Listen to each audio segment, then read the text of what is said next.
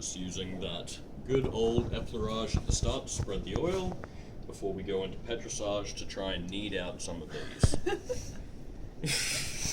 You're a pervert. You just got sexually harassed by a lady. Yeah.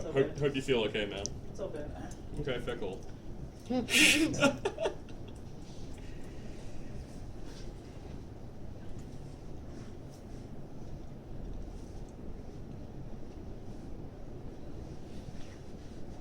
Now you can see that is tense right through here in a semimembranosus. So we'll force this down. Bit of petrissage, a little bit of friction, and some clamping. So we'll go onto the outside now.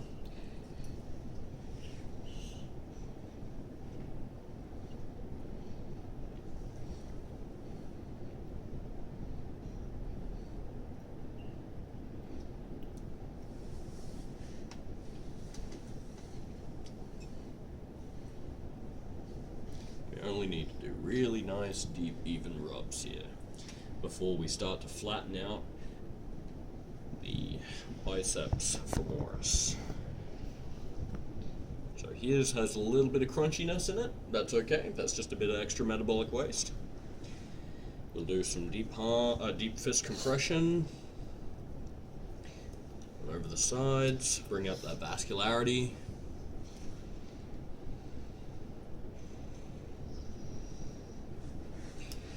Before starting to work over the TFL and ITB in here, which we can just use with a bit of the blade of our ulna to push in and up and slide away. So we're mobilizing the TFL, we're mobilizing the side of the longus, causing these to separate.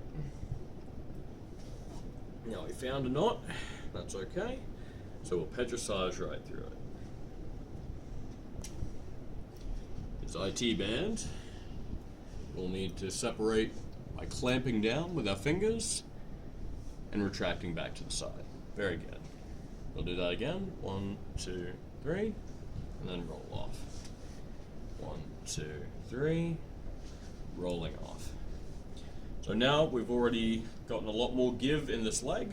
So we'll then start to focus out right onto the near front with the vastus lateralis, the most lateral of the quadriceps. Now you'll be able to see this just close to the knee, hooking right into the tibial tuberosity here. So we'll go in, we'll give a little bit of a gripping pressure going around in circles, and follow that all the way up. I'm going to do that. I'll grab a little bit more oil. Remember, don't break contact. If you don't break contact, that'll be a lot better for your entire massage. So then we can start getting a little less friction over the legs, which we can then use to petrissage. Are you just petrissaging off the ITB there? Yep. And then doing a little bit of friction over it. Okay. Does it feel nice, Paddy? So next, I'll bring his leg out like so. Now this will help isolate the muscles of the leg. So you can already see that his biceps femoris starts to perk up when I do this. So I'll want to give that a nice, good sweep out, just by using a bit of compressive friction in over the top and around to the sides. I'll come out a little bit further, and then I can do much the same. This time I can actually start accessing his adductors. So you're doing that so the muscles separate? Yeah. Over this side for the adductors, down the inside to round it off. There we go. That's not the best. Now, that's all we needed to do, buddy. Now it's back to the compression. So, when we bring the leg back in, that's a lot better. You can actually, feel the inside. And that's just with stretching a little bit of effleurage a little bit of petrissage and a little bit of compression. So, after that, we then want to look at the hips. So the hips, we'll go to the side, and we'll start to palpate around. We see the greater trochanter right here. The greater trochanter is the big bony landmarking on the lateral side of the femur. And then we'll go a couple of fingers width up to see this little divot right on the side here. We want to drive a finger into that. So 1, 2, 3, 4, and up. Yep, all we needed to do. And then 1 into the Namakoshi point right here, which I will use an elbow to do. And 1, 2, 3. Bringing the leg up, I will then push it to the side like so. And while pressing into that greater trochanter, I want to move back and forward on his leg. You can see the fasciculation coming through here, which is helping it to relax all of that really pent up, inhibited tissue. And there we go. You're doing great, buddy. And that softened up and realigned his hips. Easy as that. Really as easy as that. Now, if I want to warm him down from that, just to say, hey, you've been a real super good sport, I will then go back to doing my effleurage. And now I can just do some C-scoops, duck and weave all the way up, doing some twisting. Apparently it's politically incorrect to call these Chinese burns, so just hand twisties. That'll do. I don't know, it sounds worse, to be honest. I know, right? One sounds a little bit more like a manual thing. Yeah. Then we'll pull the knee, press in right at the base. Pull the knee, press in. Pull the knee, press in. Alright, and that's all for the back. So, what I'm going to do now is I'll get you to roll over, my friend.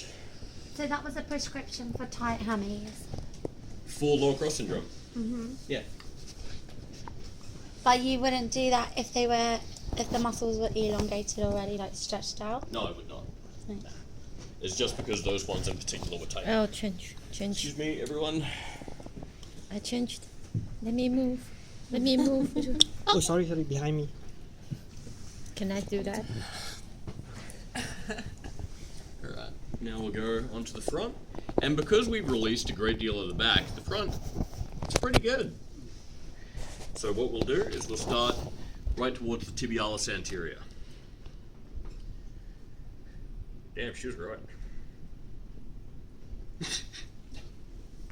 What's that? Nothing. I'm just being a despicable human being. Skinny legs.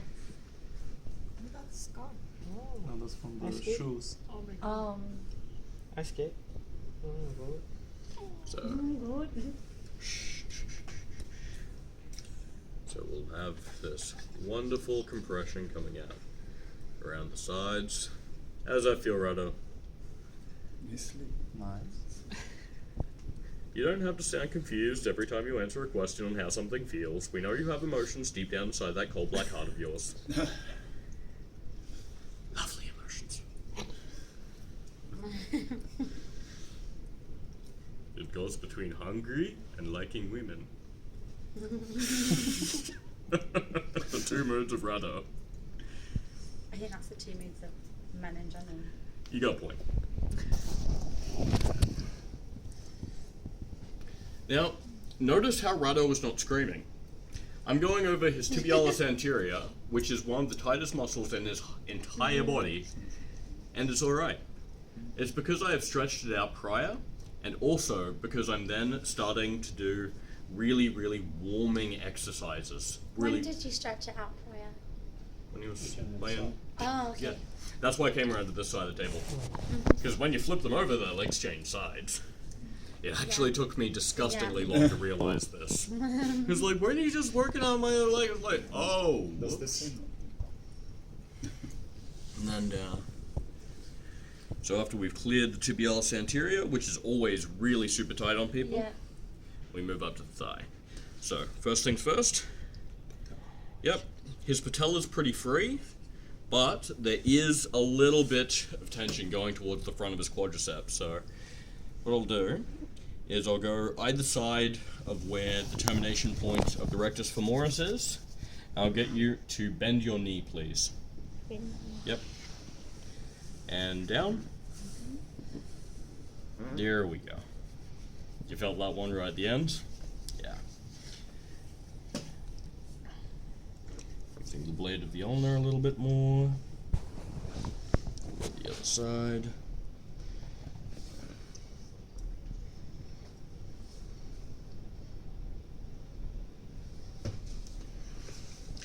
Now here's the killer. Going through the top of his adductors. So you can really easily see Magnus coming right through here. And we want to separate that from the quads. From the hamstrings rather. So we go in underneath. It's a big one. And you're just lifting.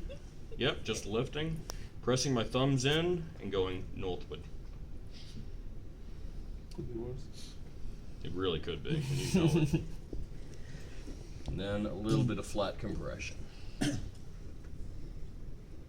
This is what you want to do to literally anyone that runs, jogs, or has some sort of high amount of leg movement in what they do on a day-to-day basis. Yeah, I run a lot. Oh. That's all we need. So then we'll separate the Magnus and the quads. Oh, Very hard. that would be hurt. Yep. Now we can just bend it back in. 2, 3. 2, 3. Oh. Now. But he needed it because look at the Less now. vascularity then. Mm-hmm. Now I can just press this out. And finish off with some nice relaxing effleurage and petrissage. So you tricked Rado into this. This has been one of the nicest things I've ever given him. Really?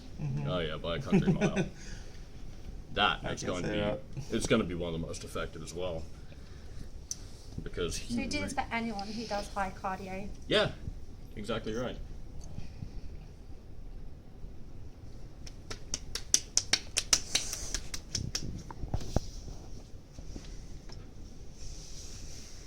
So, what we're going to see is Rado get up and then